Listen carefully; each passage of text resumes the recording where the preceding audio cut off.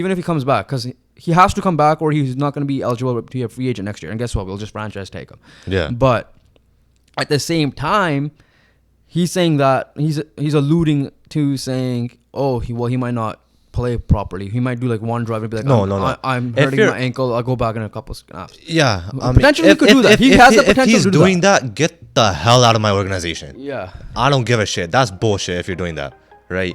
I don't care who you are. If you're on the football field, you play. Then you have no passion for the game. Yeah. Right? You don't deserve to play football.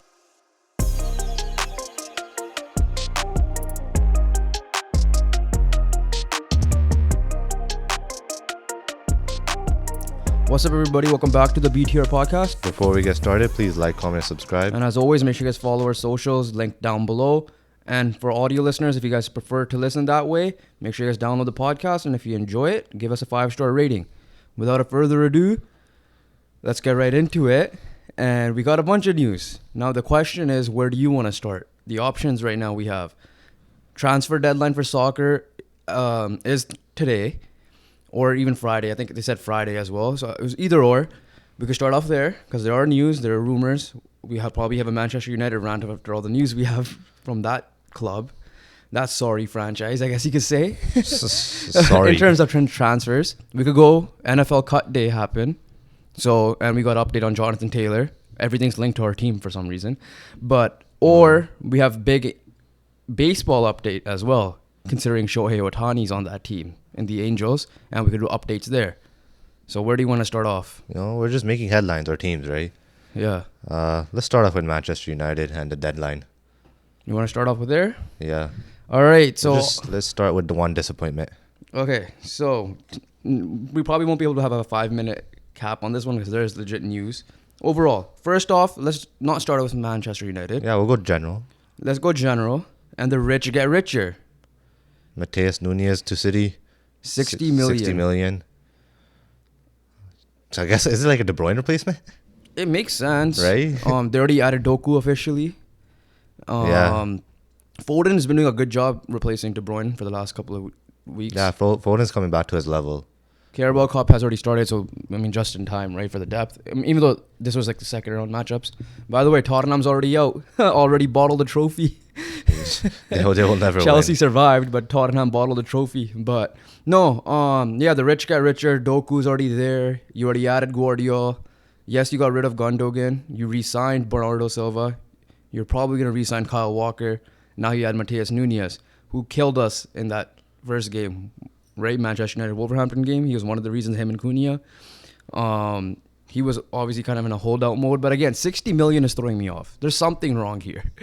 How are all these other teams like Caicedo went for like 110, 115? It's inflation. But, okay, then 60 million for Nunez. Why is it the City players are, except for Grealish, like 60 million? Bro, everyone's 60 million. Holland was 60 million too, right? Yeah. Because of that.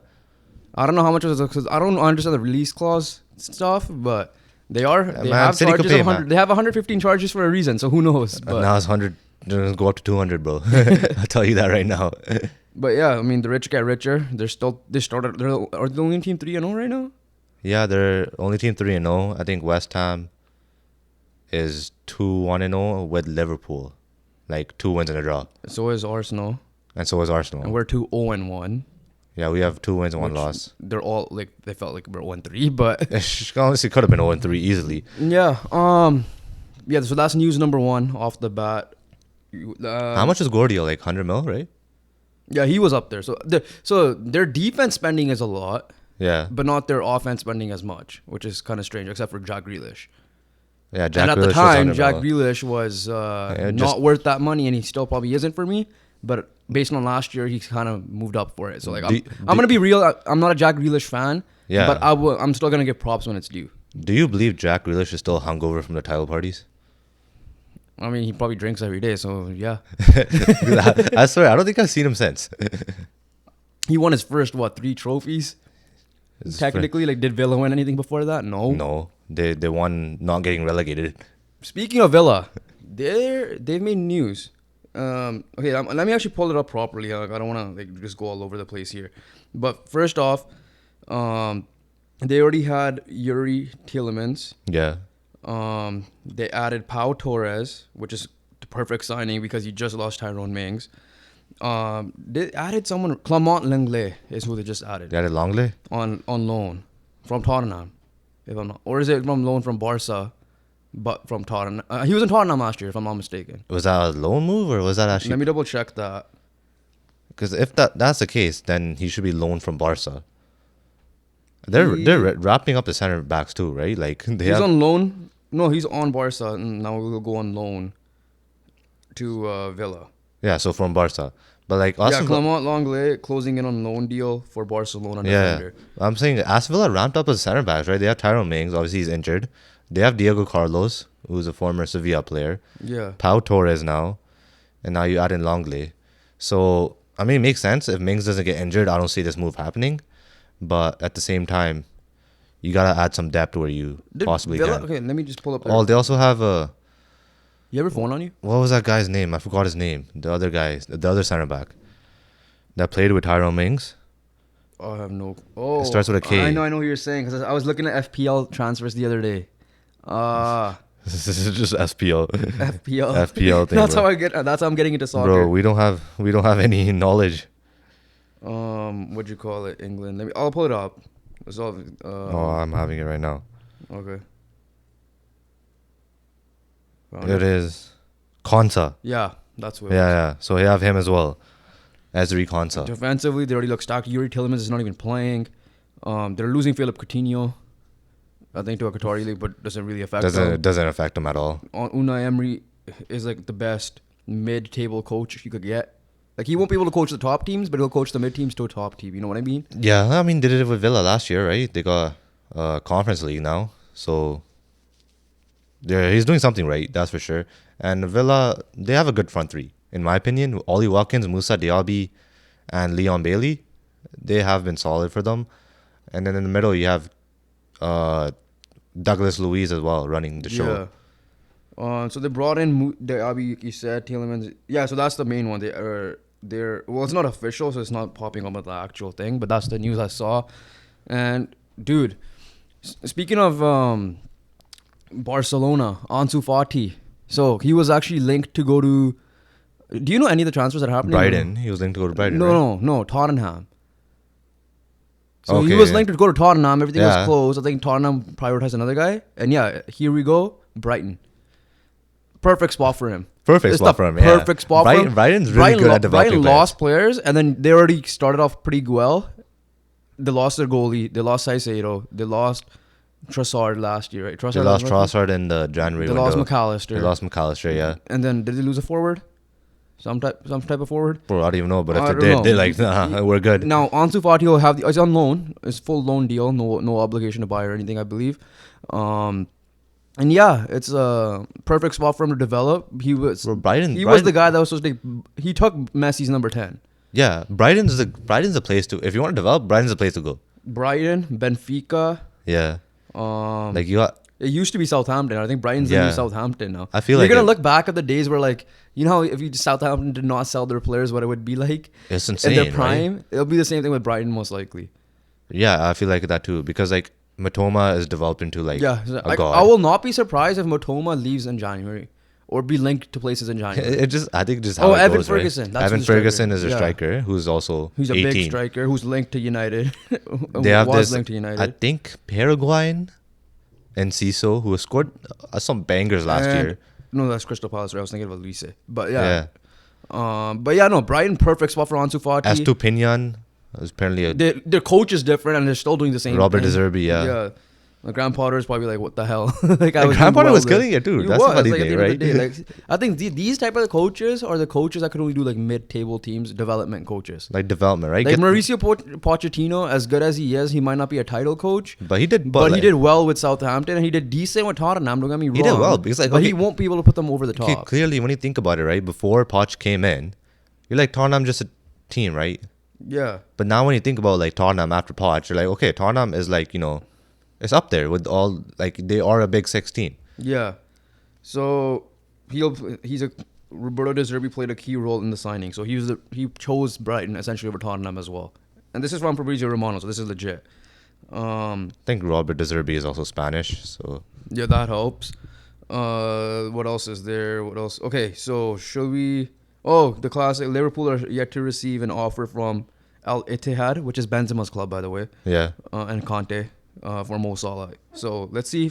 Here's the thing: Saudi transfer window does not end for another 3 weeks. Actually, So here's the thing you gotta be careful about now. Just because remember when the EPL transfer window ended when the season started for the two yeah, two and years? like La Ligas was still happening. Everybody else was still happening. So it's not even like, oh, we don't have to worry about drama. No, like just because Man United or Liverpool cannot sign players, that doesn't mean that at the time Paul Pogba could have left or Mo Salah could have left or They still could have Sadio left, Mane yeah. could have left. So in this case, the way Saudi's rolling right now, every player like from Varane to Mo Salah to whoever else was linked, I think not Coutinho, but All these yeah. oldies but goldies, right? Yeah, not Basically. even like they're going after the young guys. Like Mbappe was, it was there. Yeah, I feel like no, but like if you think about it, all the players are like legit over 30 Yeah. or 30 or over at least. Well, like right now, Steven Gerrard is coaching Al Ettifaq. He's linked to getting Jorginho Wijnaldum. Oh wow, Connections yeah. there.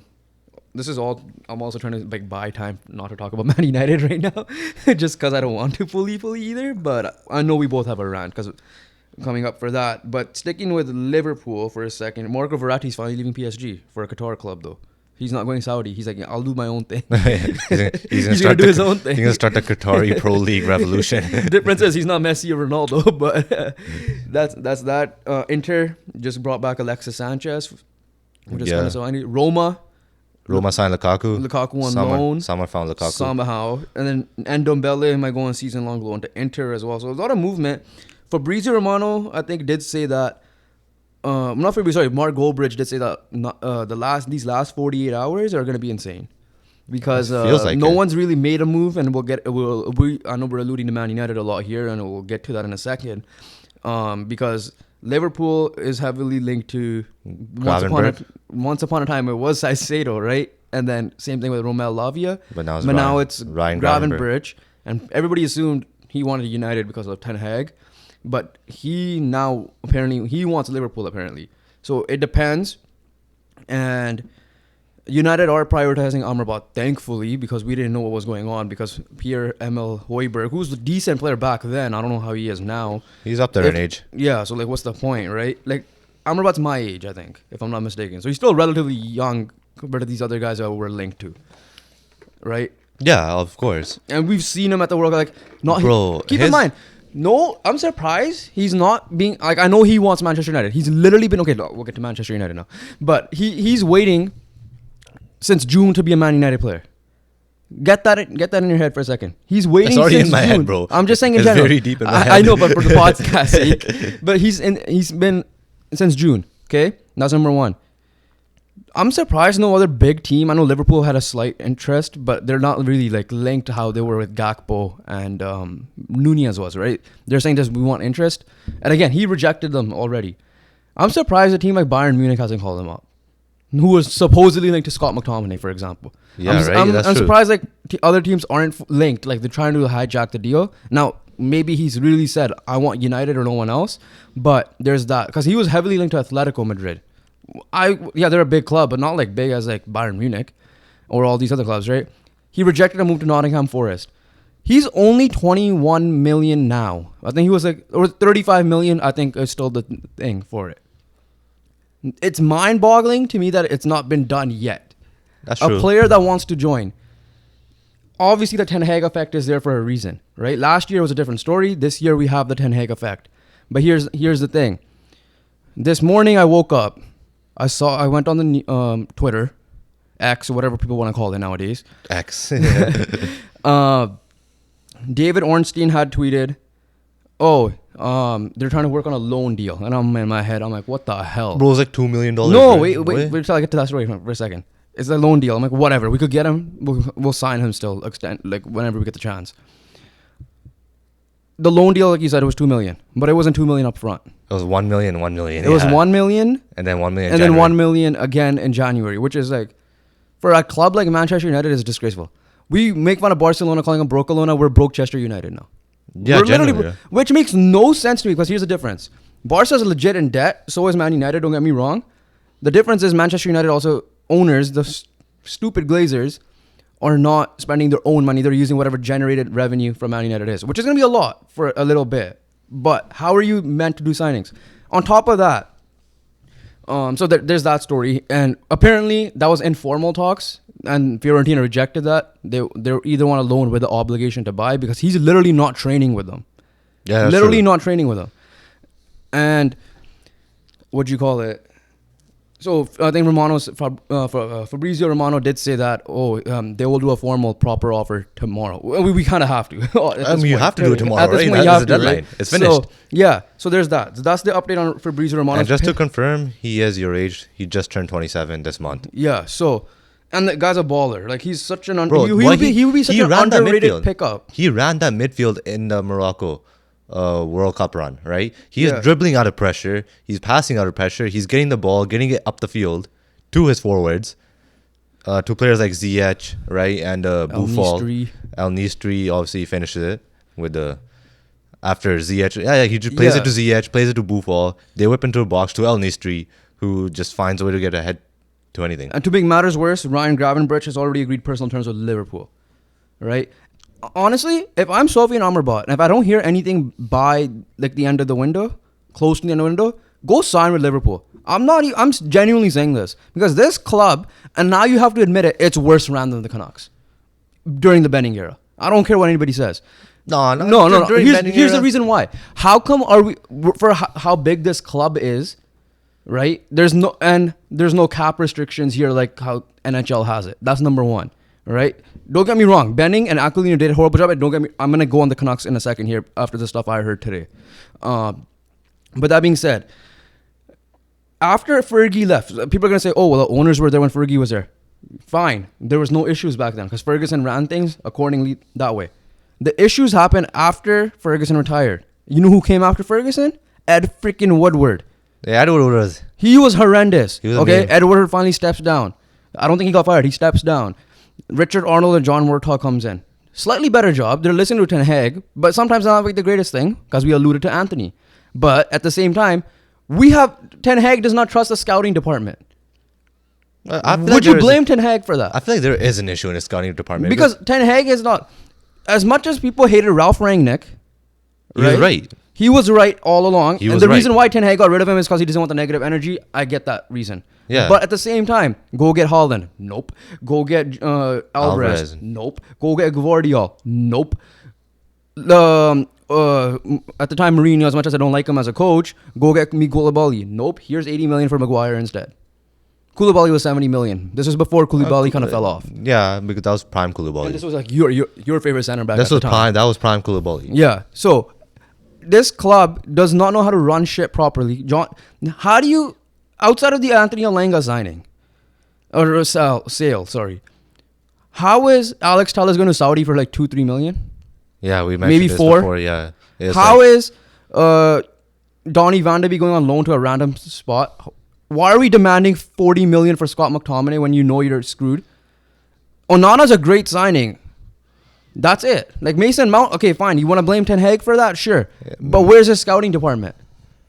Where's the director of football? Like how these other big clubs have it. United ain't winning shit. And you know what sucks? Yeah, we're still going to support this club up here that we have a scarf on because we're stupid, right? We're dumb. We're dumb. Don't get us wrong. People could say we could hop off the ship. No, we're not doing that because we know this team and what it's capable of. And we know this year I still think they're an approved team. And I know you didn't like the window. I'm on your side now. But I'm saying at the time I liked it because we did stuff like this, and we were close to Amrabat. I told you this, bro. There's always something missing, and they always find a way to mess it up. Right? We're still dumb enough because we're gonna lose sleep and wake up at 4:30 a.m. just to watch a game and get whooped. Because I have a feeling that we're losing Sunday. I have a feeling this year is not like last year. Like last year, you had the glimmer of hope with the Liverpool Have you noticed game. this? I haven't seen that. I mentioned to you how we have a second-year manager curse. Have you noticed that the first year they'll listen to whatever the manager says, and the second year is not as much? I guess Ten Hag's a little bit different because we did get Onana and we did get Mason Mount. All right, so it's a little bit different here. But at the time it was Ed Woodward, so it kind of makes sense that we're doing better. But how are we not able to sell players? We had a 30 million agreement. Okay, whoever paid Maguire his contract is ridiculous. Don't get me started with Harry Maguire. Scott McTominay, you had a $60 million for 30 each of those two guys. You rejected the McTominay one. That makes no sense. McTominay's. I would have rather kept Fred, who was gone for nothing himself. I thought McTominay was gonna be like barely gonna get $5 million. Not gonna lie. So I don't know why we have him overvalued, and because of that, we're losing pieces. And if I'm Sofian Amrabat, go join Liverpool. I don't care at this point. Like, I'm saying on behalf of the player here. Yeah, right. Like, just like go to. We are the worst run soccer franchise, and I think we're one of the worst ran big sports franchise in the world in any sport. Because, and people, I know we have cousins that are Liverpool fans, Jeevan, for example, and they'd mention, they're run by FSG, right? Fenway Sports Group. Well, guess what? They still ended up getting Cody Gakpo. Eric Ten Hag, the way you support him in the middle windows, don't get me wrong, Eric Ten Hag's at fault a little bit here, but not as much. How do you get Wout Weghorst when Liverpool got Cody Gakpo? And Gakpo was Man United linked heavy. Yeah. Like, Gakpo wanted United. Bids are being final type of thing. Then Anthony deal and then happened. Just like that. The Anthony deal No, happened. talk about like he went to Liverpool. Oh, like that, at that time. All right. For the Amrabat situation is Amrabat, like genuinely Amrabat, like what do you want? What do you see in United right now? Like genuinely, I don't see what you see in United right now that you're holding out trying to play for them because their dumbasses can't pay for you, right? Yeah, no, like I don't know where I'm going with this. It's kind of like a ramble at this point, but that's number one. Now we're linked to Kukurea on loan, which is fine. He's the best option available. But Varane's out. Is Maguire literally your backup center back? If Luke Shaw does come back healthy, we have two left-footed center backs then. It's not like we go like Luke Shaw and Harry Maguire. I know we have Victor Lindelof. I'm talking about his backup at that point. Like if Victor Lindelof, something happens to him, God forbid, Luke Shaw, is he going to fill in?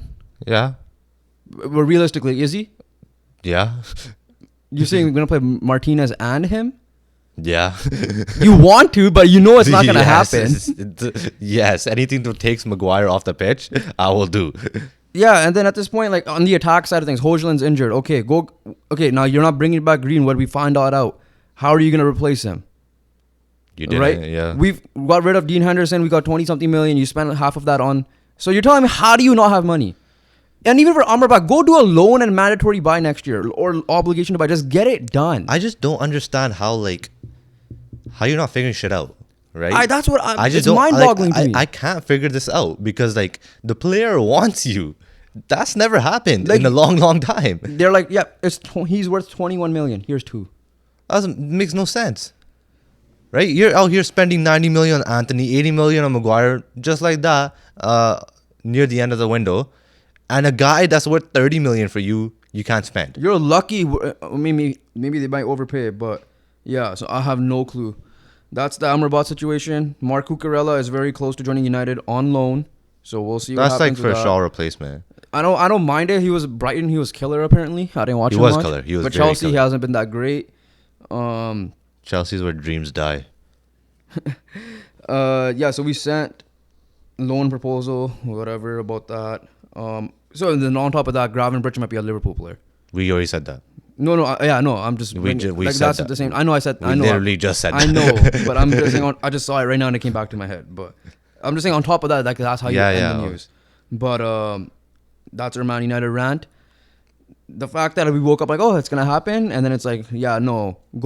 I think Goldbridge or the United stand page tweeted, let's create a GoFundMe. Like, how are we this broke? I don't get it. Like, if people want to say, like, if we struggle this year, don't get me wrong. Ten Hag and the players deserve all the wins. No, 100%. They're not. They're Once this window ends, it's going to be on them and to make it work. As long as they work their ass off, and if we just lack of talent, then you could blame the board and ownership.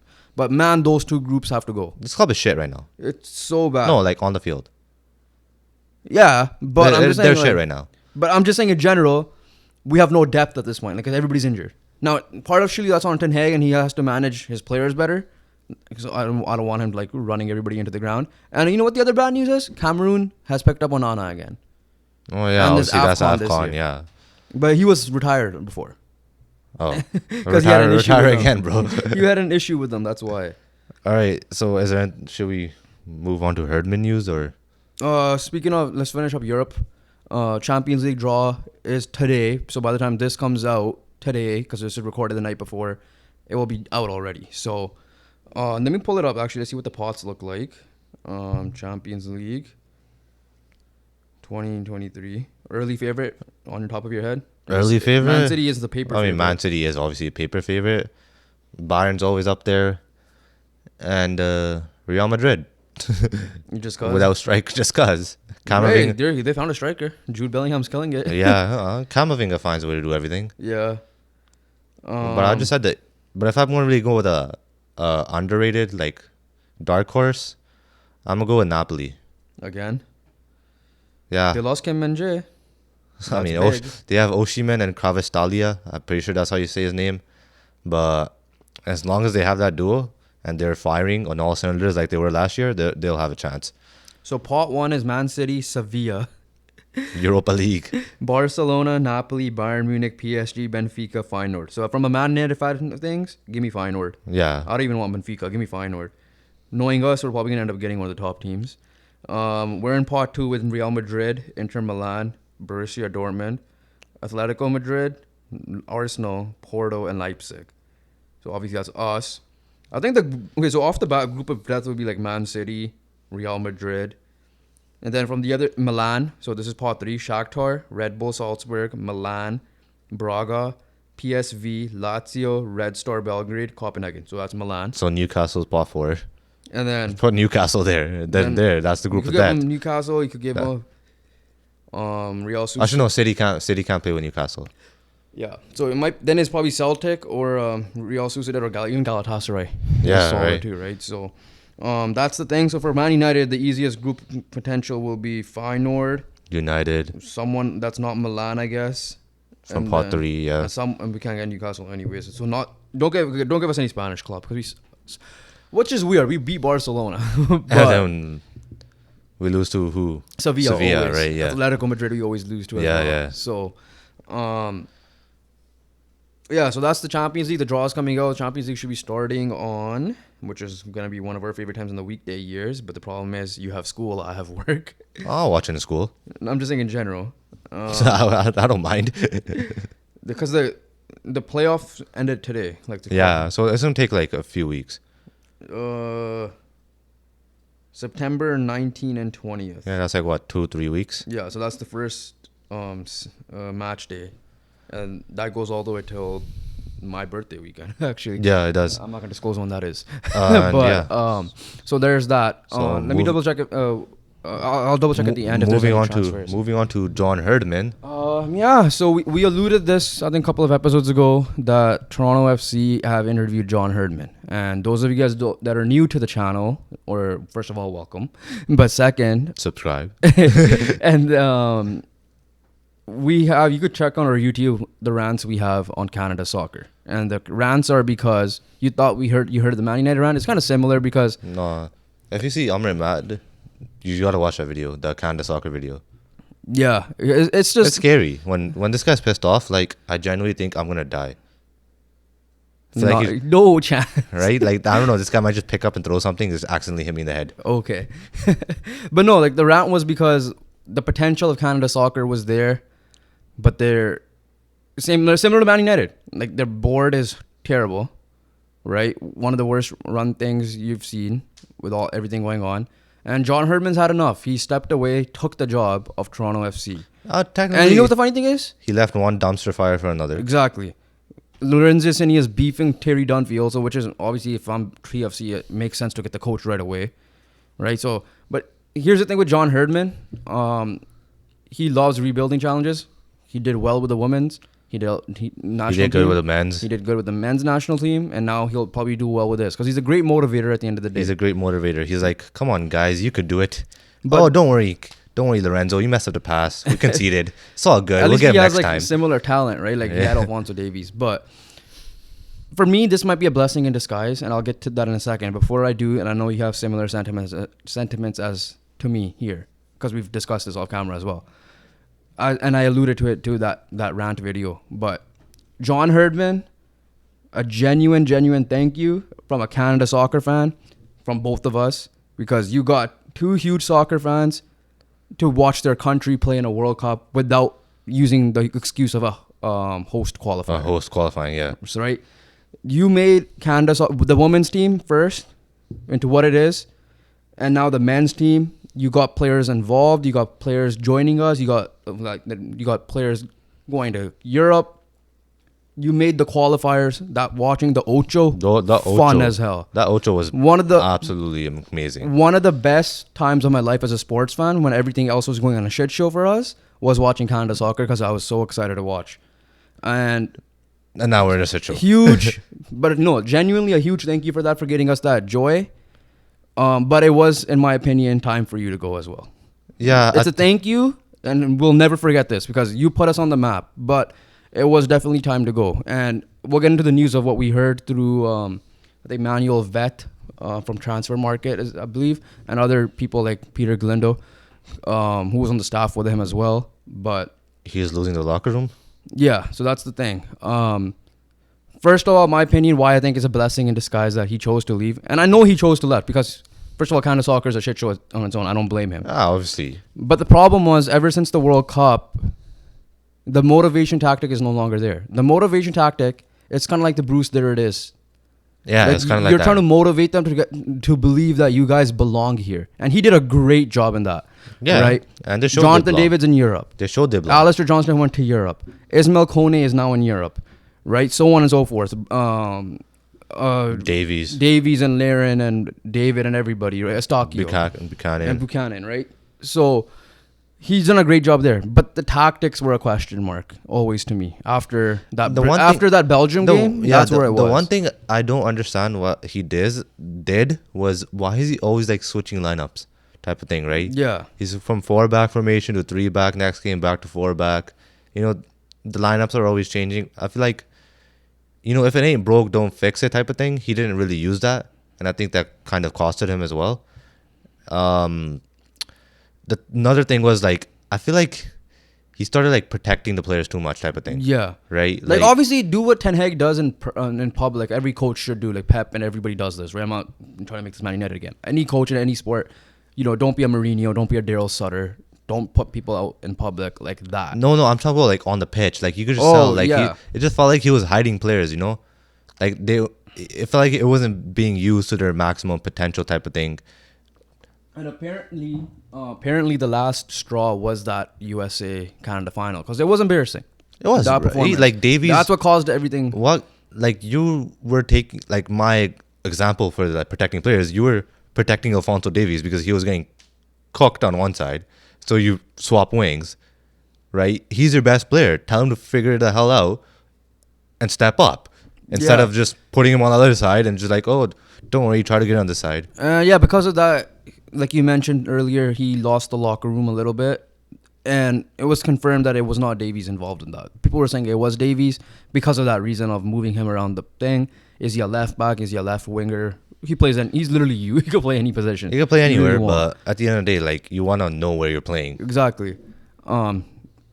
Which is why you probably hate me a little bit. No, I'm fine. It's not like I'm a professional soccer player. I just suck it up. Hey, it's an excuse. You get to play all game almost. So. Yeah, I'll take it.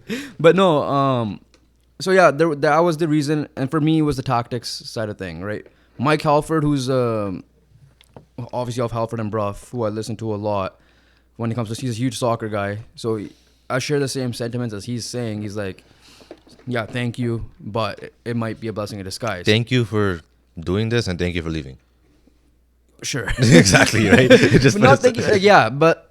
the question marks are now, like, it was a tactic. But who is... So I don't know which players it was. But who is the next guy, right? Before we get to that, so the question marks were the players. Obviously, we said this, but like, what I'm trying to say is the next guy needs to, like, right now it's Mauro Biello, and that name sounds familiar because his son is Jeevan's center mid partner for Canada U17 team, who's a solid player himself. Right? Yeah, no, but I'm just trying to see, like, this guy, whoever the guy is a guy that needs to take no bullshit. Okay, so here's the thing, right? Who the hell's gonna come in with that budget? That's also true too. That's like, number one. That's the issue number one. Like, remember we discussed like who's gonna be the best guy to replace him. But here's the thing, and a classic example is your Raptors. Did you know who Nick Nurse was before he got hired as the coach? I knew he was their assistant. No, but like, did you know like of him, his tactics and how he's gonna do shit? Oh no, not really. Like you didn't really know. Well, I don't know. Same. Yeah, that's one I never example. knew that. Then you think of other coaches. For example, the Canucks with when they had Travis Green, promoted him from the AHL. We didn't know much about him, how he's gonna do stuff. So on. Many other coaches do that, right? And so we don't know whoever we bring in because Peter Galindo, Ben Steiner from the Northern Football Podcast, and Alex Gange-Ruzic. We're talking about this, and I was listening to it a little bit. Bring in someone homegrown. So Morocco is a perfect example. They got rid of their coach right before the World Cup. We at least have time for the World Cup. Yeah. And we have a time for the Copa America. It also does not help when you have no freaking games in September. So what's the point of that? But bringing up maybe a homegrown guy in the CPL. It could work. Because the Morocco example, they brought a guy homegrown Moroccan. They did, yeah. And look how far they got him. Maybe that we love to name chase. Don't get me wrong, Carlo Ancelotti's one of the greatest coaches of all time. I'm not saying that, bro. I'm just saying in general. I'm saying this guy just needs to take no bullshit. Yeah, right? so he needs to be the opposite of Herdman. So what I'm saying is, not even just that, like he still needs to have some Herdman in him to motivate when we need to motivate. For me, it's like a Ole to Ten Hag, where Ole is like a player coach. Exactly. So for me, Ten Hag's like, nah, bro. Ten Hag is a player's my coach. way. Ten Hag is a player's coach. But it's still gonna be. It's Ten Hag's way. Like it's not Mourinho. But it's Ten Hag's way. Exactly. Yeah. But what we're saying is that the total opposite might be Mourinho. Yeah. Or Daryl Sutter. We don't want that. Ten Hag is a perfect example. Pep is a perfect example. Klopp is a perfect example in that sense. Carlo, so on and so forth. The question is for me is, can we get the right tactician? That's true. Yeah. That's for me. That's where I'm gonna go with things because we've got the motivation. The players are there. They belong. We can now. We'll just make us struggle to get players that are dual nationals. Guys like Ike Ugbo, who's already there. But I'm just saying in general for the future guys. That's question mark number one to get Canada soccer back on the map. And for me, go get a tactician that has the Ten Hag qualities of motivating your players, but also being strict on them, making them do 13-kilometer runs or whatever you have to make them do. You shit the bed. But it also, to be fair to that price. coach, are you going to get the game time to do that? Are you going to get the training camps to do that? Because we're going to allude to it now. I know we weren't going to mention it. We have a guest we filmed that we don't know when we're going to release it. The only thing is he was part of Canada Soccer once upon a time in the youth levels. And he was mentioning the camps differences between them and Mexico. How they only practice two times. So you're trying to gel with the guy. Compared to Mexico's like 9, 10 exactly. times. Yeah. So how are we going to fix that? Right? So that's, for me, for Canada Soccer, that's where I'm looking at things. Can you get a proper tactician? It could be a local small guy. Man, go get guys from Newton Park. A coach. I don't. Obviously, I'm. That's a little bit of an exaggeration, but who knows? Maybe they're a good tactician. As long as you could get someone who could still buy in. You need a coach that could still listen to them, buy in, motivate them, but also be a great tactician on the fly and before the match. Yeah. And the other thing that I'm wondering about this is on the women's side of things. Will Bev Priestman walk? Not saying for the men's job. I'm just saying in general. I think it's fine. But yeah. But there's same rumors were who knows? Generally, how bad the situation is, you don't know what the hell is gonna happen. Now the difference is she is still playing. She is still playing. Sorry, I was looking at the email that we potentially might have received. She's still coaching right now, right? Yeah, like, the obviously. Jamaica games is coming up. Yeah. But yeah, let's call it there. Yeah. Once again, thank you, John Herdman, for getting our country involved, and hopefully the legacy you've set is carried forward. He did say it felt the time for me to go and get someone else an opportunity. Yeah. And he wanted to do club soccer before anyways, and he has a chance now, yeah. Too bad we're going to root against Toronto FC, but yeah, it is what it is. So moving on to the NFL, where roster cuts happen. Yeah. Sorry, I was just checking one last thing here. Okay, roster cuts happen. And we also got some updates on Johnathan Taylor, like we mentioned. All right, roster cuts. What was the biggest surprise for you if you noticed on the top? Not really many. Usually isn't, right? No, it's usually not. I guess Darius, as a Colts fan... Darius Rush was a surprise. Because he was this year's round pick. Yeah, 5th round pick. That was one. He got picked up pretty quick. Makes sense. The other one what was the other one that surprised me? I thought I had one. Oh, the funny one was Doug Peterson's son. He dropped him. Yeah, he cut his son. But then he brought him back on the practice squad. Okay, yeah. And then... Jimmy Graham did so well that he kept the spot for his Yeah. age and not playing football. I won't say Nathan Rourke surprised me, No. but he did ball out. That's Yeah. the thing, right? And this kind of sucks because he's not on the roster obviously right now. He's gonna be a practice squad player if he doesn't get picked up. But at the same time, it makes sense because he has zero NFL experience other than preseason games. Yeah. Yeah, I don't think there's any big surprises that I could think. I thought that there was one name. We cut Isaiah McKenzie and signed him like 1 hour later. Apparently that was normal. When I saw that on a message, I'm like, what the hell? Then apparently I saw like Colts not fan pages, Colts insiders say like this is normal. Every team usually does this. Yeah. Instead of putting a guy on waivers like Darius Rush to get picked up by someone else, you release him, but then you sign him instantly. And it's because of Jelani Woods. That's why. So Jelani Woods is also being. But we only have 4 receivers, so I don't know what the hell's going on. I mean, everyone's under. Colts roster is like probably definitely up there in one of the youngest, right? Because no one's over 30. No one's over 30. I think 2 people are 30. Yeah. If I'm not mistaken, it might be Buck, might be close to it. Might be Ryan Kelly, maybe. Yeah. Who knows? But yeah, no. NFL, keep an eye out. This Monday's episode, we will be doing our predictions of standings and playoffs and MVP and all that.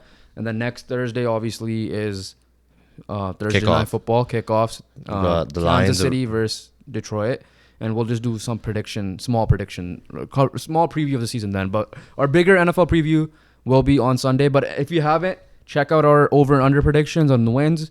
Which one of us has a hot take, you'll find out from that video. And yeah, but JT, let's get into it. That's the main reason why we're here. Did not get traded. Like we expected. Genuinely like we expected. We expected that, right? Like many people actually thought he would get traded. Media members, like guys like Chef, guys like Rappaport even, he's getting traded. But like maybe we're the real insiders. Yeah. But no, I'm happy we didn't settle, like you said, because it shows that we still have the value. I still need to listen to the Chris Ballard. But he press mentioned conference. that we can't. As much as what the situation is, we're not dumping Johnathan Taylor away. And we're not, because to the point, we asked Miami for Jalen Waddle. And I love it. Maybe they're stupid enough to give it, then you do it. Because we need a receiver at the end of the day. Ask and shall receive, potentially. Exactly. Right? Like, don't be super dumb and go to Patrick and be like, yo, give us Patrick Mahomes. Like, go to Chiefs, be. But Jalen Waddle makes a little bit more sense because he's a number 2 option there. Yes, so because Tyreek. It depends on how much you value the running back over Jalen Waddle. Clearly, they did it. Obviously, it's clear what the situation is. So here, the one thing I did miss was this relationship was fractured not after the agent change. It was actually during the last season, and because Johnathan Taylor did get hurt for the first time in like a long time in his career, including college and high school. And I think when we made the coaching switch from Frank Reich to Jeff Saturday, he came back to play on the ankle. Now, he's his own man. He doesn't have to play either. But I guess they rushed him back. The coaching staff rushed him back. Medical staff even maybe. Saturday probably wanted to take the team to the playoffs. Exactly. At that time, we were like 500, I think, or close. Just under 500. Yeah. So at that time we had an opportunity to, but especially when we beat the Raiders. But by the way, the Raiders, you suck for that. Josh McDaniels, that's just like absolute embarrassing. Yeah. Anyways, so the fracture was from there. Essentially, hey, I played on this ankle. So you're the reason why I'm not getting paid. Yeah, and you're the reason why. And that's where he's taking it. Now, you mentioned before, he wasn't saying that during the April press conference or postseason. Yeah, at that point, he was saying I want to be a Colt for life. Exactly. And ever since he made the agent change and became this biggest heel turn since like Hulk Hogan or whatever, like that was that type of heel turn. Seth Rollins and the Shield. Well, yeah, it's like he's there and he's liking tweets that I'm being held hostage. We don't know. Shit's still a mess. Don't get me wrong. He could still get traded tomorrow, but he's officially on the PUP list, right? So he can't, even if he gets traded, he can't play for 4 weeks. So I don't know when we'll trade for him unless someone really wants him that bad. If they lose a running back, but we've seen running backs. But we also seen a report. Oh, I've seen a report. I don't know if you've seen it. Where we didn't even get offered seconds. No, I didn't know that. I think I saw that, but I wasn't sure how true. I'm not sure how true it is, but if that's the case, then he ain't giving you up. Exactly.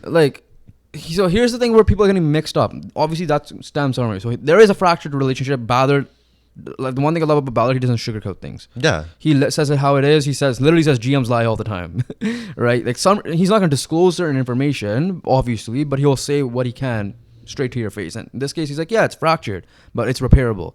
I love Jonathon, and you know he's a great player. He's a great kid. He's a great person, and he's big for us, right? And I'll obviously listen to the rest. And he did sound real when he said it, right? Stephen Holder's been on this story. The problem is, yes, his agent is in his ear, and I don't know how much of like. I might be naive. I still think he's gonna sign with the Colts. I might be naive on that. I do think so. I think he's gonna play for the Colts this year. But I think he's gonna ball out. I think we're still gonna suck, but I think he'll get his contract. I don't know if Schefter, but his contract will be at the end of the season. People gotta realize that this is not gonna hurt Anthony Richardson's development. It's not. It's a running back.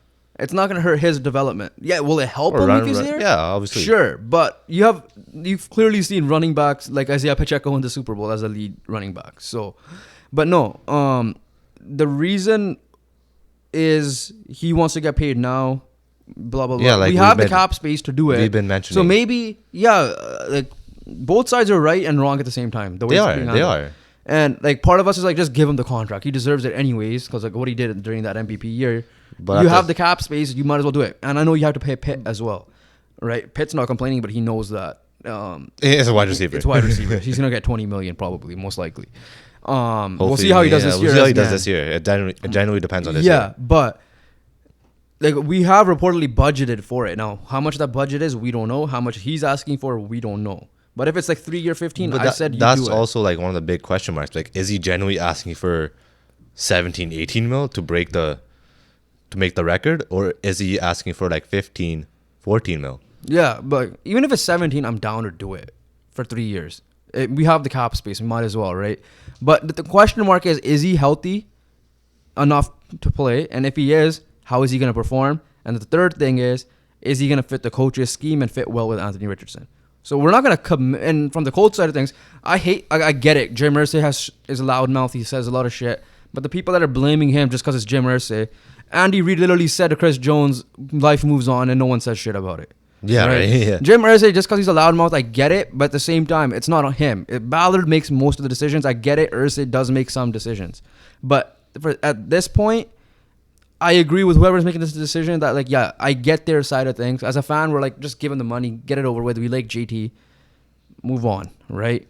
And for me, that's the situation. And now the other problem is Colts think he's not hurt. He's saying he's hurt, but he's not hurt at the same time. Whether the doctor staff thinks he's failing medicals on purpose? Well, he can't fail on purpose either. It's like you could tell, but if he says... Because the problem is, the injury that he had and the surgery he had was 2 to 4 week injury. It's been 8 months. Yeah, right. So there is a question mark for sure. Yeah. I don't think I don't know. Like, I don't want to say he's the type of faking guy. Schefter did say, even if he comes back, because he has to come back or he's not going to be eligible to be a free agent next year. And guess what? We'll just franchise take him. Yeah. But at the same time, he's saying that he's alluding to saying, oh, he might not play properly. He might do like one drive and be like, no. I'm hurting my ankle. I'll go back in a couple snaps. Yeah. Potentially he could do that. He has the potential to do that. If he's doing that, get the hell out of my organization. Yeah. I don't give a shit. That's bullshit if you're doing that, right? I don't care who you are. If you're on the football field, you play...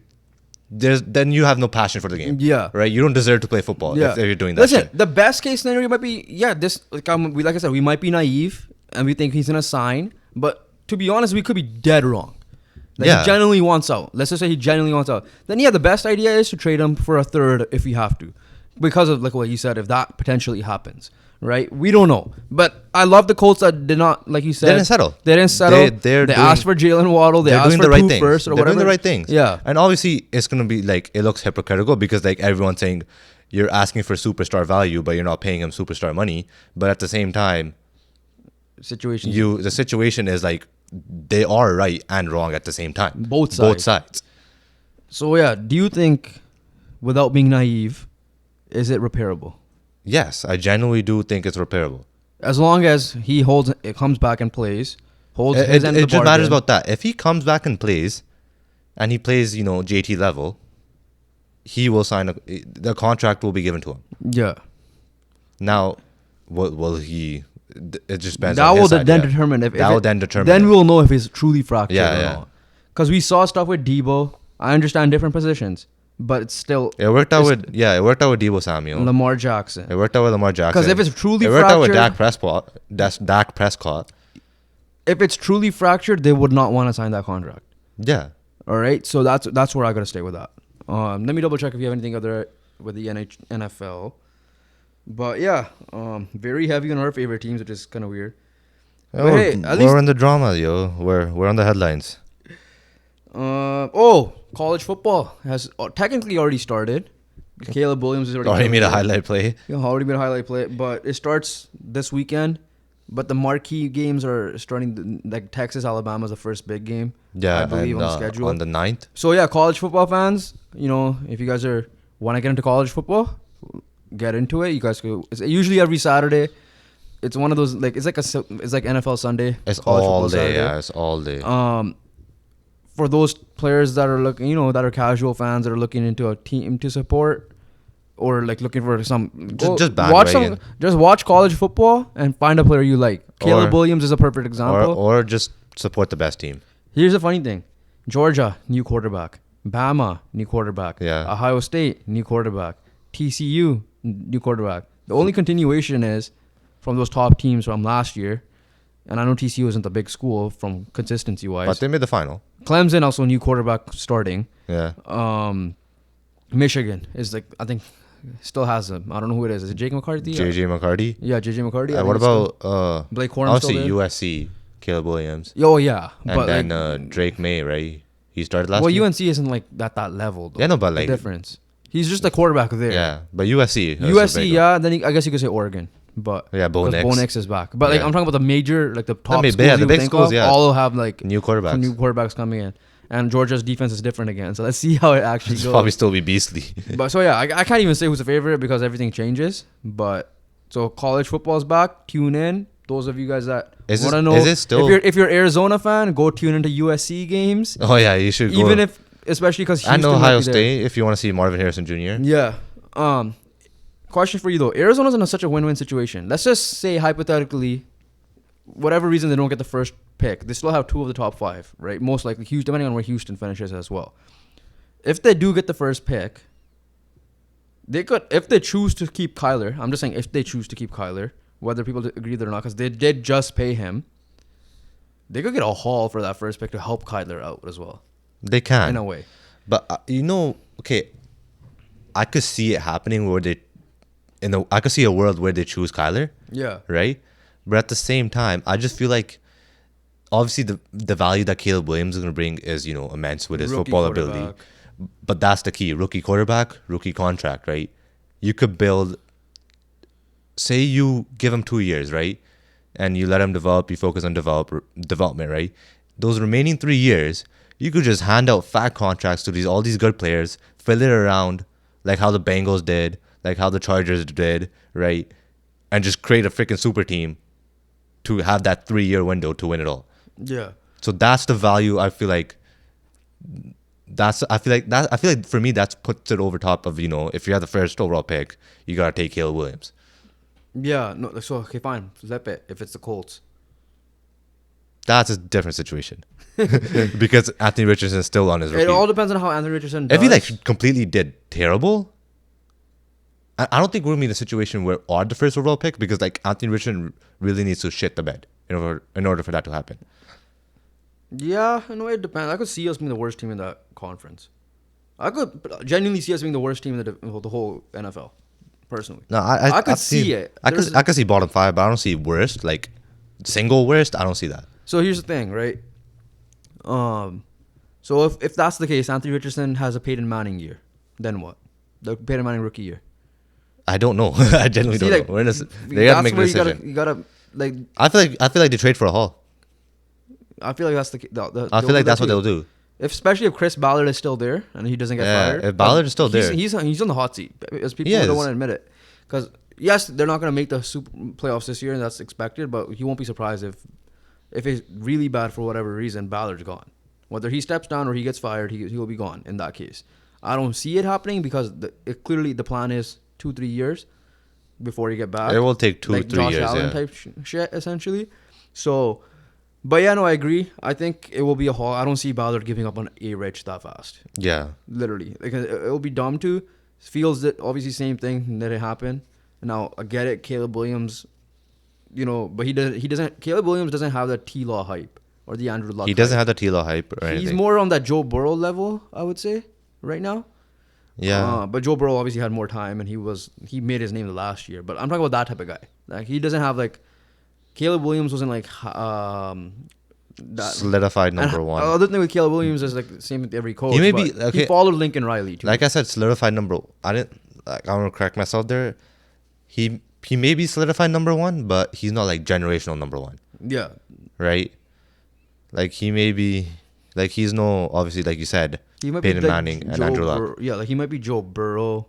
Who also are like number one quarterbacks that got drafted? Like Baker Matthew Stafford Mayfield is a perfect example. Baker probably. Mayfield. Probably Matthew Stafford. Yeah. Like ask back then Matthew. Because I feel like Stafford. Baker Mayfield was the number one overall pick. There were debates on that. People were a little surprised Baker went first. Actually? Yeah, they were saying that it should have been Sam Darnold at the time. Well, then again, you still got it wrong.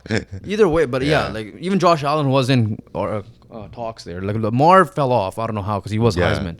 But yeah, no, like he's more of like that Matthew Stafford type, I guess. Like, he's consensus number one, but maybe not like elite, but he has the potential for sure. Would you say Bryce Young was like? In my opinion, I think Bryce Young was this the number thing one with pick. this year's quarterbacks. Each person had some type of flaw. Out of the four, his was size. CJ Stroud was athleticism. IQ as well. I think he like failed No, all but those. I don't know all if those tests. that was bullshit. I think that everybody said Yeah. athleticism was his thing. Athleticism, obviously. A-Rich's was just reps and like reps, accuracy. experience, and accuracy. Experience and accuracy. Then Will Levis was kind of similar, I guess, too. Yeah. Not experience, but accuracy. This year, like Caleb Williams has it all. Like we've seen Caleb Williams play, and he has it all. I don't know. Like maybe we tune into some UNC games this year to see how UNC. UNC.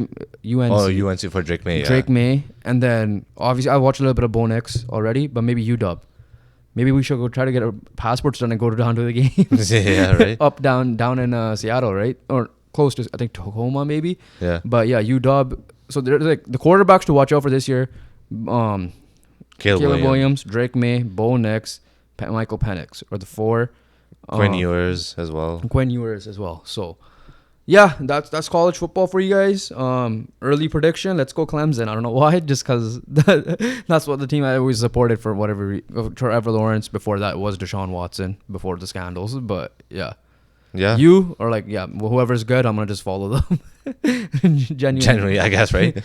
Yeah. I mean, I like Georgia. I'm like low key. I might be going for USC. I kind of want to see Caleb Williams win before he leaves. That's true. Do you buy? Okay, last thing. Do you buy the if where he's like, I ain't gonna declare? Nah, that's depending bullshit. on the team. No, you take your opportunity. Right? Yeah. If someone's giving you an NFL contract, an NFL opportunity, you take it, no matter what the hell the situation is. Yeah. Okay. Moving on, like you said, let's get to some. You want to end on baseball, or do you want to go NBA and NHL first? Just get the quick fire out of the way. Let's go quick fire. Quick fire, NBA, FIBA, not NBA, It's FIBA. not NBA, it's FIBA. Yeah. FIBA, but involving NBA players. Canada, baby, 3-0. 3-0. Canada finished first in the Was a group. scare though. Was a scare. Yeah, first half they did not play a complete game. That's you could guarantee that. But second half, Destroyed them. just absolutely destroyed them. Shea is playing on Luka levels of FIBA right now. Luka is playing. Luka is playing He's too. like Yeah, the only superstar playing, I believe. yeah. FIBA World Cup. So we messed up the format last time. We still play Spain.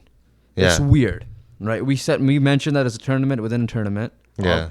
Canada has to be top two, not four. Top two Americas. Okay. Now the good news is Mexico's out. That's The sick. US is still there. When we No, know they're obviously gonna USC. get it. Excuse me. They play Brazil though. Literally Friday. You could 6:30 a.m. Friday, Yeah. and then Sunday they play Spain, which is perfect for us. Sunday we wake up. So watch. Canada plays Brazil. If and they then play win, Spain, and they're then through. if they win, then they play Spain. So they play two games. Yeah, They play Spain and Brazil no matter what. that's guaranteed. That's guaranteed. Okay. Essentially they make another group of four. Okay. Latvia, Spain, and Brazil with Canada. Yeah. Because these are the top two teams on each group. They don't play Latvia again though. Okay. So they. Record carries forward. So that means Canada and Spain are 3-0 each. I think Canada's first because of the point difference. Thank you for beating France by that much. And Latvia, I guess. Yeah. And then the 2-1s are Latvia and Brazil.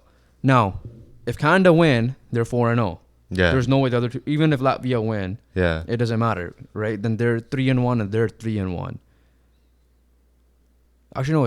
If Canada lose to Spain, then they're both 4-1. Yeah. But then if Latvia plays Brazil, then 3 teams might be 4-1. Never mind. Yeah. I'll take that back. But if Spain and Canada handle business, they're through no matter what. That's then true. their game might be just like play for friendly, but it might be for seeding. Then It'll be for seeding. Yeah. For which side you're gonna go. So, so that's how that works. That's the It's format. so confusing.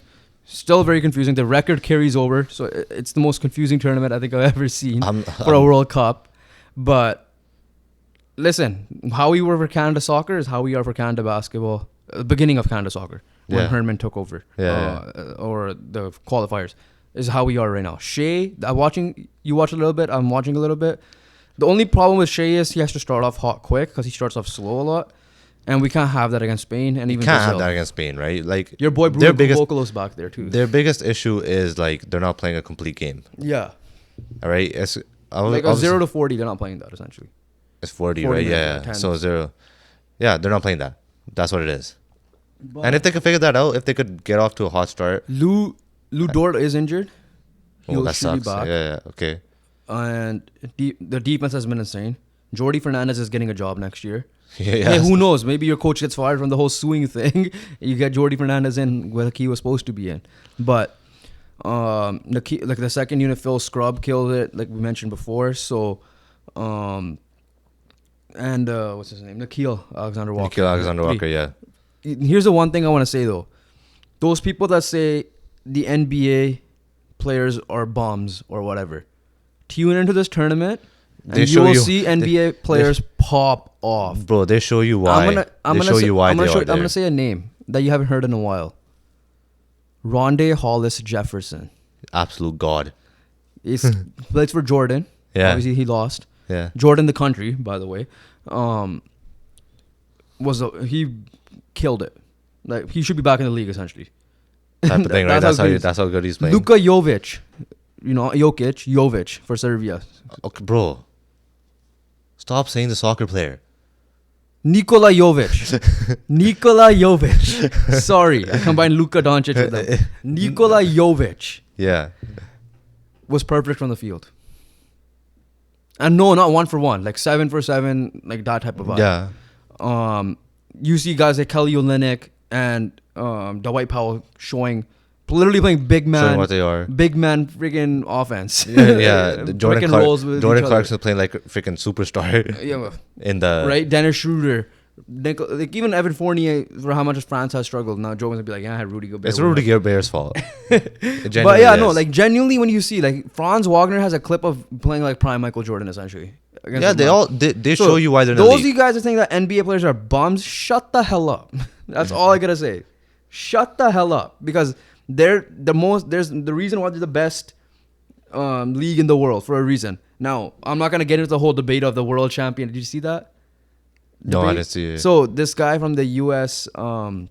Track team who won gold, I forgot his name. I'll look it up when. Okay, I think I've heard about this. Yeah, but just keep going. So he's saying that I don't know why the NBA players say they're world champions. It's just in the U.S. the clubs. I'm talking about like Denver, for example. Yeah. And all the NBA players have come out and are like, well, it's the best league in the world. Obviously, we're gonna be world champions. It's not like the Champions League, Club World Cup shit. Bro, like, what are you gonna play? Some Brazil League team? Pop has come out and agreed with that guy. Actually, Pop, Fournier, some of these guys have come out have said like he's right. Technically, they're not world champions because we know that UEFA is the best. Or I don't know what the thing is. Federation in the world. But they have to prove it in. Isn't be a global club world NBA? They might mess around and do it because of this now. Global World Cup for. But in a way, like I get both sides. I'm not gonna I get it because that is the best thing in the world. So what I just ranted about makes sense. They are the best. They're the world champions, but at the same, like I get it. But I would still consider NBA champions. In a weird way. But at the end of the day, all these players come from these European leagues to play in the NBA. Yeah. To make it the best. So league. So if you're making it the best league, the players, if they're trying to make it the best league, obviously it is the league in the world. This is the same that and goes if you're the league in the world, you're the world champions. Same goes for MLB. Same goes for NHL. NFL. Yeah, like no one. There's no one. MLB. NFL, people from Japan. Japan's a good league. Eventually come. They come. Eventually. They eventually come. The people from Dominican come. Yeah. Right. So yeah, back obviously went off of topic here. It just shows like the quality. Like just watch them play in this, and you'll realize why they're in the NBA. Not everybody's gonna be Michael Jordan, Kobe Bryant, LeBron James, Steph Curry, so on and so forth.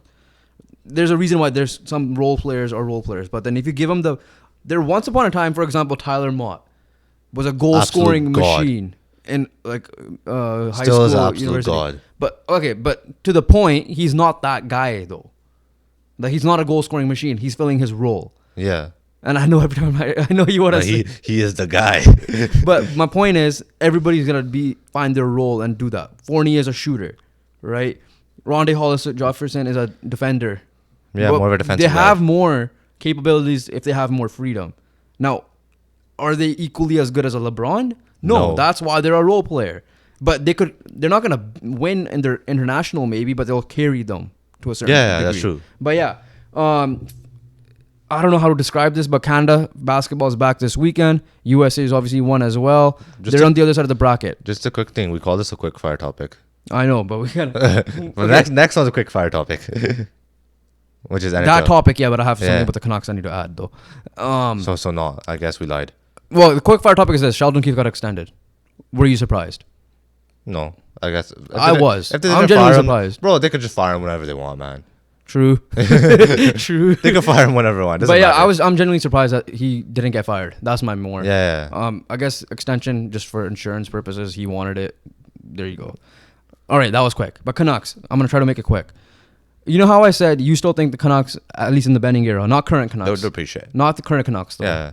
are horribly ran. Yes. If I were to rank like our favorite teams, especially for me, it's still Man United the worst. Yeah. Canucks are a close second. Yeah. Lakers are not bad for me. Raptors are not bad for you. The Colts are not bad, and the Jays Raptors are pretty bad. The now. Jays, yeah, but they're not badly Oh, no. run. Huh? They're not badly run. Okay, Like, yeah, it's yeah. frustrating in terms of they're asking for a lot, but they're not badly run. Yeah. Same thing with like the Jays. It's not like they're badly run. The players piss you off in this case, and the manager pisses you off. Bro, just freaking. We'll get into baseball in a second. But so the Canucks. Here's my thing on it. Rick Tocchet had a thing with Ian McIntyre, and he said you kind of wanted the players to come early for training camp, and they haven't come yet. Right now, you're gonna be like, oh yeah, the players are not blah blah blah. Right? Here's the problem. Rick Tocchet himself said this too. I don't blame the players because we don't have a practice facility. Oh my goodness. Rogers Arena is under construction. Drake is literally there. Drake took over Rogers Drake Arena. took over now, but I'm just Yeah. saying in general, it's under construction because they're putting the video board up. Yeah, the that video board, yeah. failed for the Drake concert, by the way. But no. So yeah, he has a point. Like, why would Quinn Hughes leave Michigan? He's probably getting practice there. Yeah, like as long as you work together. Now, yes, you still have to come early. Are they gonna work? Some of them are at UBC or 8 rinks doing it, but it's a rundown arena. They're old. Yeah. Right. So like so that's where I'm going back with the Canucks thing is, like the United is poorly run transfer wise and behind the scenes because Ronaldo exposed them. Yeah. The behind the scenes, the thing with United is they may have a shit training field, but they have someplace to show up. Yeah. I think these are the one of few NHL teams that don't have a training facility. How does that make any sense? Like, and I get it, the land prices. We're not going to try to get politically here. But I'm just saying this. You're a rich owner. You own the team. You kind of got to provide stuff for the players. And it's not like, look, this is why I'm saying the Blue Jays are beautifully run. Do you see the Dunedin spring training thing? The spring training is a freaking Dunedin. amazing time. Yeah. It's like everyone because even like before spring training, people show up, work out there. Canucks don't have that. Yeah. Right? So that's my point. The point with the Canucks, the frustrating part of this, how do you expect the team to do better? Yes, don't get me wrong. As a team, when they start practicing stuff, they're going to do better. But I'm talking about on their own time. Because they're making a big issue. The Canucks kind of made a big issue about this, of why Kuzmenko was in Indonesia training. Like in Bali. Do you see those videos where he had like holding logs and going upstairs or whatever? I don't know why it's a big deal for me personally. If he's out of shape, then sure, I'll get it. It all depends on the outcome of how he is at training camp. Because Tocchet has literally said, come into shape. Simple as that. Yeah. So, yeah, that's all I have to say with that. Is just stupid. Like, how do you not have a training facility, like a proper one? I don't get it. Build it somewhere like in the suburbs and like, I don't know. I'm not saying Surrey, but like obviously closer to the players. Find the radius thing. Remember how Benepal / Ben? Yeah. We have the Ben pass. Do we have the Ben pass? We know him as Ben. But you know how you said like for him, Yeah, they the had a Open Fit radius. Nation, they Yeah. had a radius. Just do something like that. Find like a cheaper area in that Vancouver area and then build it. Like, Yeah, it's alright. stupid. I know it's easier said than done, but you're a freaking billionaire for a reason. Yeah. If not, then yeah, sell the there's an team issue. stand should be a If thing. my beer league soccer team can trade once a week for the game because we have a field, you guys could make an ice hockey rink where you could get And your not- NHL team and practice. Not even just that. It's a training facility also like has other amenities to it, like a Yeah, gym, obviously like a gym and like you've seen like a gym, ping pong, like a leisure room, like a ping leisure pong table, room. stuff like that. But yeah, no, You could make that. You could do make that. Like you provide for your team. That's literally your product. No, but like at the You same- wonder why people at, are at pissed the off at very you. minimum, provide an ice hockey rink. Yeah, but you wonder why players are like, not players, even like fans are going after Akuli. This is the reason why. This is why you make it tough for me to pick United over you as the worst. Like you literally make it a close race. Canucks are worse right now. I still think that it's put it over United, top. but, We'll leave it there. Agree to disagree. But all right, let's end it off. Baseball. Angels suck. Okay, let's get right into it. This podcast is all over the place, but we love it. In that case today. That's how we work, I guess. That's how we work. You know, Halford and Bruff are our inspiration. Yeah, right. Hey, bro. But That's how as Jovan alluded to it, the Angels, after trading their second best prospect, was it? Second and third. Second and third best prospect for Lucas Giolito. Then you traded for And what's his name? Ronaldo Lopez. Okay. Who both are in that group of players. Wait, and then Grichuk, And then Grichuk. and then one other Hunter Renfro. There you had him. But I'm just saying in general, you Yeah. acquired Grichuk. So those three players you acquire to help Ohtani. When we said, now in hindsight, we're right that you should have traded Ohtani. Yeah. You're putting them on waivers now. They're probably cleared it by now. But this was all to help the Angels make the playoffs. This was your big master plan to make the playoffs. And you did worse than you were. Actually were. Instead, Seattle You went went on a crazy backwards. run. Yeah. Well, Seattle does their stupid second half run. We'll talk about that updates in a second because there's major updates. Yeah, today. but okay, Giolito 1-5 record. I think 6.89 ERA. I did like the trade for the Angels because you got yourself a solid pitcher, but he hasn't been solid himself. Obviously, they're just doing this to obviously get as much as cap relief as they possibly no one can. fell for it. But obviously, there's no getting around this that you messed up. Yeah. Your risk failed. So yeah, like what is their record right now? It is They're worse than they were when they acquired all these players. That's 100% Creed. 64 and 70. I think by the time when they didn't get on, it was like they were like 500, yeah. They went up a bit. Like they were scaring the Jays. I think they were. I think they were probably maybe one game over. Yeah. And now they've thrown in the towel, and now the risk of Ohtani leaving might be legit. And also Otani's injury as well. Yo, who knows? He might just get Tommy John too, so he might miss the year anyways. Just sign a 1 year But still, with the people Angels. might. I won't be surprised if someone does like the Kevin Durant approach, give him the max 10-year thing. Yeah, obviously. They're obviously gonna It's take that. Otani. He's the best player in baseball. Yeah. He has the potential of being the best player ever. Yeah. And yeah. Definitely the most talented player ever. Yeah, at this that's point. true. Yeah, but speaking of that division, who was your pick to represent the AL East again? After the trade deadline? The after trade deadline? Yeah. Like to represent the AL East. Sorry, the AL for this World Series. Oh, to represent the yeah. I'm completely wrong, and I might Who have. was it? It was the Rangers. Same. I got the same one. And They might. they fell went off. on a weird losing look. They're 3-7 in the last 10. They went on like a 7-game losing So, streak too. If to like 6 clear the games losing picture, streak. so it's the AL. What's it called? What's the division? AL East, Central, and West. So they're AL Central because we're the AL East. They're the AL West. Oh, they're the AL West. Yeah. Yeah. Okay. So to paint the picture, Rangers had a lead on the Astros, who were holding. By like 2 games. Yeah, but they had a lead on the Astros by 2 games, and the Mariners were behind them. The Mariners weren't in a playoff spot Below at that 500. moment. Huh? Below 500. And they were below 500, but they were the third best team in the division. And the Astros had a wild card spot, and then Rangers were winning. That was a picture. But then Seattle goes on this run. Texas start falling off. Astros have been up and down, right? So Astros are still where they are, I would say, roughly. But the Rangers fall to third, and the Mariners are first place. They're tied with the Astros, but yeah, that's how many things. That's how big of a change it will happen. The Jays dropped from the third wildcard spot, and they're 2.5 or 3.5 games off, and 2.5 now off the Rangers. Yeah, and we have a big series coming up with the Rangers. The Blue Jays are a different side of things. Their hitting has still been the hitting. The biggest difference between the Jays and the Seattle Mariners, one of the star players popped off. And in this case, it's Julio Rodriguez and not Vladimir Guerrero Jr. That's the biggest difference. Like when J-Rod was struggling, they were below 500. Doesn't matter who they traded or not. And now that J-Rod has been like on that crazy streak, they went on a crazy streak themselves. And also, now division leaders. It also picked and up potentially getting a bye. It also picked up the best of the rest of the lineup, right? Because Eugenio Suarez playing like an absolute beast. Kyle Rowley, absolute beast. Teoscar Hernandez is, kind of found his rhythm back again. Yeah.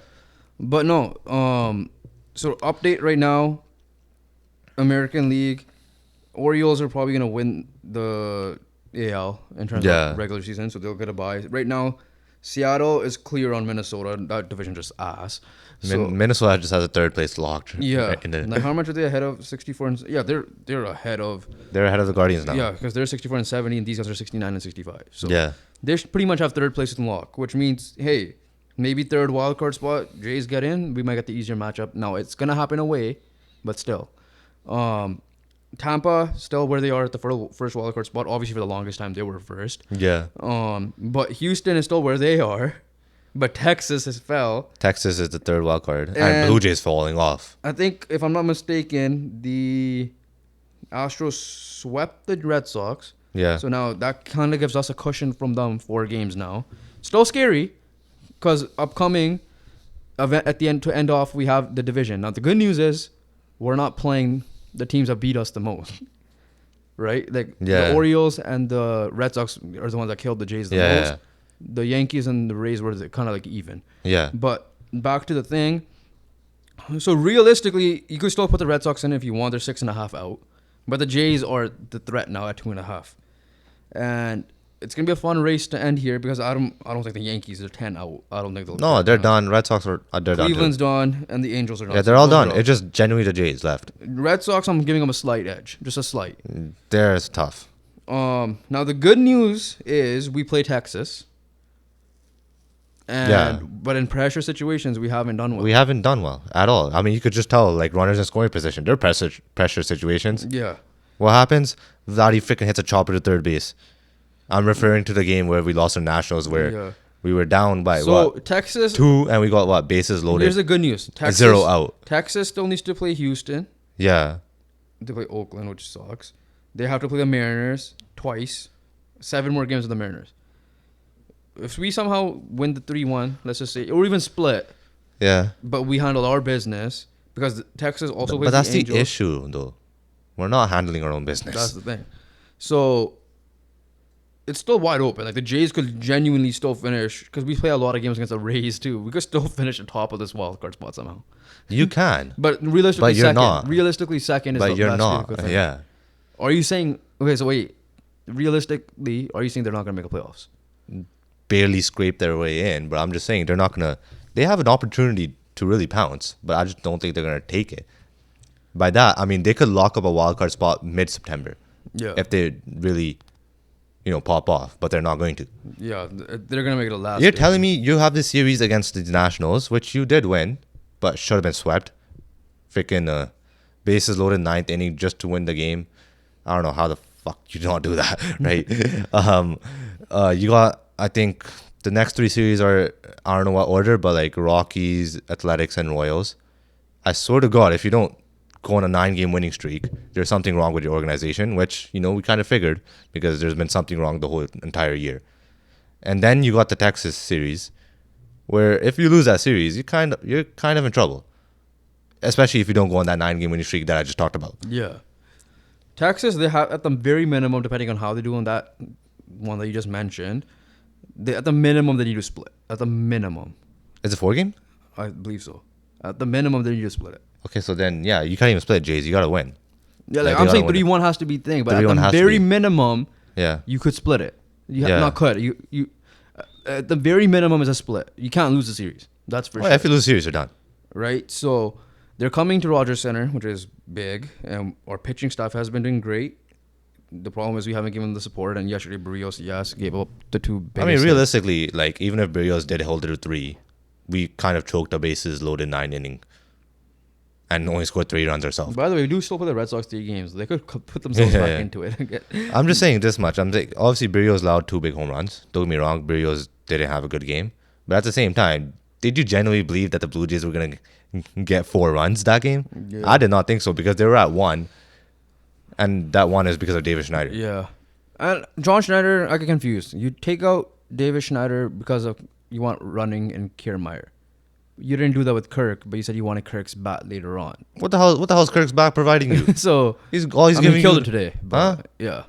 He always has an odd 1 game that he's going to kill it and start doing shit again after. Yeah. So Like the genuine Blue Jays offense. the minute I heard however. sacrifice fly on the radio and Kirk's on third, I'm like, oh no. Okay, yeah, how you got out, yeah. Yeah, that's the one I'm referring to. Like, Yeah. you should have put a Game pinch 2 runner of the in. Nationals You should have one. put any runner in, it would have happened. And I've Yes. still lived, and now in hindsight, I'm looking like I'm right. We should have kept Gabby Moreno. I don't know. I think he's doing okay still. Like, he hasn't been like. But he's still he hasn't popped potential. off. Yeah. But potential is still there. I guess because it's the current situation and he has to still pop And off. Kirk's That's value the- at that time was, oh my goodness. Yeah. But let's move to the NL. Enough. This has been very heavy, our favorite team talk. Once in a while it happens. I mean, realistically, they're all shit. Realistically, Think of it. it's also our podcast. It's our podcast, but like, genuinely, like, they're so shit that they make the headlines that we genuinely have to talk to them. Let's talk Yeah, about them. That's the thing. And I know this is probably podcast is scuffed as hell, but it's all over the place. But let's go on the NL before we close it out officially. What a Atlanta's race. the best team. What a race, by the way, for the Yeah. NL. Wild Atlanta's card. still the best team in all of baseball. Yeah. But the Dodgers are putting up a fight. They're 4 behind them. Yeah, they are. And then the Brewers are 74 and 59. Wild card number 1 is your Phillies that you predicted at 74 and 59. By the way, did you know that Kyle Schwarber could potentially get 40 home runs, but finish with a negative WAR, whatever that is? But it's Yeah, it's like its average is pretty shit, right? Too, right? Yeah, it's either home run or strikeout, Yeah. and he leads in walks too. I think it's like weird. It's all over the place. So the on base percentage is insane, or Let's see. Actually, let me pull that up. we gotta see that. I'll pull it up. Yeah, I got the standings here as well. Schwarber is. Why is the internet slow all of a sudden? Bro, I thought like the mic died or something. No, I was like, did we lose our audio you can still recording? hear me. Yeah, I know. And the way you're looking at it, I thought you like unplugged your mic. He's been struck out 170 times. He's been walked 96 times. Yeah. He's hit 37 home runs. What's his average? 188. 180 at, what's the on base percentage? 333. Yeah, that's okay, but the 188, it was like, what the hell? How bad are you? 188, but he has 40 home runs almost. That's- 90 hits total. So 40 of those hits almost are literally home runs. That's insane. 37 of those 90 hits, Yeah. almost 50% are home runs. That's wild. That's actually wild. And the rest are probably strikeouts or walks. If you're not hitting the home runs, you're probably cut. It's Joey Gallo all over again. This is genuinely Joey Gallo, yeah. It's Joey Gallo. the Toronto version or Tampa or the Yankee version of Joey Gallo. Joey Gallo, yeah. But yeah. Anyways, they're leading the wild card 5 games clear. Chicago is Cubs, yeah. see, that's what the Angels should have done. Should do actually. And do what the Cubs did. Giants hold the last spot, but barely. They're half a game above the Diamondbacks, who were playing today, but they were losing. And then 1 game above Cincinnati Reds. and 3 games above Miami. Ooh. And yeah. Miami still has a chance in this at 66 and 67. Yo, what the hell? What? The Nationals have the same record as the Padres. Yep, I just saw that right now. What the? That's insane. Wow, you're shit, Padres. What the hell? Your prediction's gone to freaking. I know. It It was done literally after the All-Star break. It's finished, yo. How the hell are you 62 and I 72? still wonder what they're gonna do with Juan Soto and all those guys. Yeah. In the off season, but yeah. So yeah, you're right. The NL race has more teams at least. Yeah. AL is literally 3 teams and that's it. Like you got anywhere from like the Cubs all the way to the Marlins, but obviously I feel like but it's realistically more closer ones are the Giants, Diamondbacks, and the Reds because they're all legit one game apart. Yeah. So I'll give Marlins a slight help. With 3 games is still enough. yeah, no, I'm saying that's the tightness, but like Cubs are 2 games ahead. Yeah. Of the Giants as well. So yeah, NL wildcard definitely looking way better than the AL wildcard. Yeah. But the AL wildcard is more intriguing to us because it generally has our team in it. Exactly. Which is pissing me Painful off. and stressful and just it's not good for my health. Yeah. By the way, But I still watch it. Rondé was it called they played like Kobe apparently. Actually? Yeah. They were saying that people were saying that Shabazz Napier said like get a DNA test done or something. Wow. Yeah, I think that's pretty much it. I'm just scrolling through to see if there's any transfer news coming in because it is that time, right? Yeah. I think September 1st is a deadline. If I'm not mistaken, but we'll see. The next 48 hours are gonna be insane. Yeah, especially in the soccer world, European soccer world, football world, and yeah. Do you see anything? No, so we're good. So let's call it there. You just call it there. Well, the scuffed podcast of the day. We rambled about our favorite teams, and you're still gonna get a scuffed outro like every episode. Exactly. So, hey, this is us. Embrace it. Yeah, it's us. All right. We appreciate you guys watching. As always, make sure you guys like, comment, subscribe. Tell us your thoughts on all the situations we talked about. If you're comment down, who's your favorite soccer team and who do you want them to transfer? Let's see how that works out. Let's try something new with our comment system. Comment if down below your favorite soccer team and who's your favorite. Who do you want them to target? Dream, realistic, whatever you want. Whatever you want. All right. And while you're at it, subscribe and like it. And follow our socials, download the podcast on audio platforms, do all that. And we appreciate all the help. We're almost road to 200. We're at 164 right now. So help us get to 200 subs. And other than that, big episode coming on Sunday. And we'll Saturday.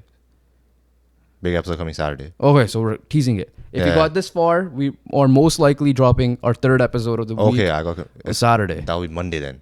Bro, you're messing with the schedule. Okay, Monday. Bro, you're playing with my head. Okay, Sunday is when we record. Monday. Scuffed outro. It's all his fault, man. But yeah, no. Big episode coming out on Monday regarding the NFL. So happy NFL week. And other than that, we'll catch you guys in the next one. Peace.